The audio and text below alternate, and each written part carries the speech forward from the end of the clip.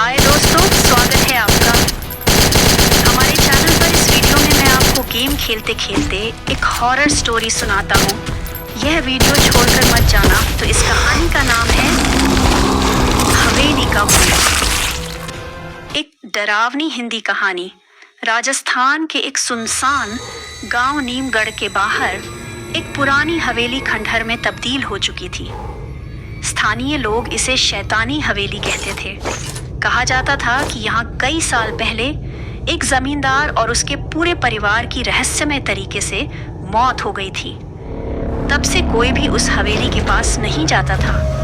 लेकिन विक्रम, एक साहसी युवक जो पैरानॉर्मल एक्टिविटी में विश्वास रखता था, उस हवेली के रहस्य को जानने के लिए वहां जाने का फैसला किया। पहली रात अजीब घटनाएं।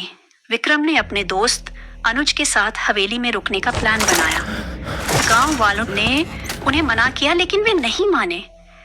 जैसे ही वे हवेली के अंदर घुसे, एक ठंडी हवा का झोंका उनके चेहरे से टकराया।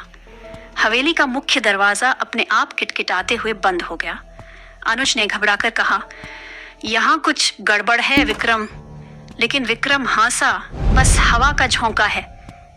रात को जब वे सोने लगे तो अनुज ने सुना कि कोई धीमे धीमे पैर घसीटते हुए ऊपर की मंजिल पर चल रहा है। उसने विक्रम को जगाया, लेकिन जब वे ऊपर गए तो वहां कोई नहीं था। तभी उन्हें एक बच्चे के रोने की आवाज सुनाई दी। आवाज हवेली के तहखाने से आ रही थी। दूसरी रात तहखाने का रहस्य। अगले दिन विक्रम ने गांव के एक बुजुर्ग से हवेली का इतिहास पूछा। बूढ़े आदमी ने डरते हुए बताया, यहाँ ठाकुर रणवीर सिंह रहते थे। वे बहुत क्रूर थे। एक दिन उन्होंने अपनी पत्नी और बच्चे को तहखाने में बंद कर दिया और आग लगा दी। उनकी चीखें सुनकर भी किसी ने मदद नहीं की। तब से उनकी आत्माएं यहाँ भटकती हैं। उसी रात विक्रम और अनुज ने तहखाने की तरफ जाने का फैसला किया। सीढ़ियां उतरते ही उन्हें जलने की बदबू आई। तभी अनुज ने देखा, एक छोटी सी लड़की खड़ी थी। उसके कपड़े जले हुए थे और उसकी आंखों से खून बह रहा था।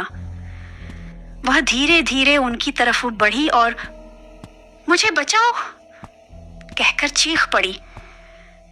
तीसरी रात ठाकुर का प्रेत। अगले दिन अनुज हवेली छोड़कर भागना चाहता था, लेकिन विक्रम ने उसे रोक लिया। हमें इसका अंत करना होगा, उसने कहा।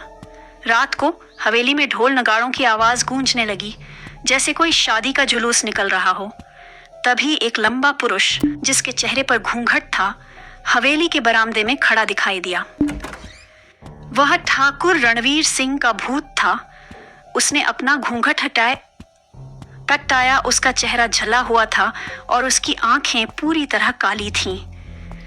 वह पुरतना विक्रम की तरफ बढ़ा और गुर्राया, तुमने मेरी हवेली को अशुद्ध कर दिया। अब तुम्हें मरना होगा। अंतिम संघर्ष। विक्रम ने अपने पास रखे ताबीज से प्रेत को भगाने की कोशिश की, लेकिन ठाकुर का भूत बहुत शक्तिशाली था। उसने विक्रम को जमीन पटक के किताई। तभी उस जली हुई लड़की की आत्मा प्रकट हुई और उसने ठाकुर पर हमला कर दिया। दोनों प्रेत आपस में उलझ गए। अनुज ने विक्रम को खींचकर बाहर निकाला। जैसे ही वे हवेली से बाहर आए, पीछे से एक भयानक चीख सुनाई दी और हवेली का मुख्य दरवाजा अपने आप जोर से बंद हो गया। समापन। अगली सुबह गांव वालों ने देखा कि हवेली का मुख्य दरवाजा खून से लथपथ था। विक्रम और अनुज ने वहां से भागने का फैसला किया।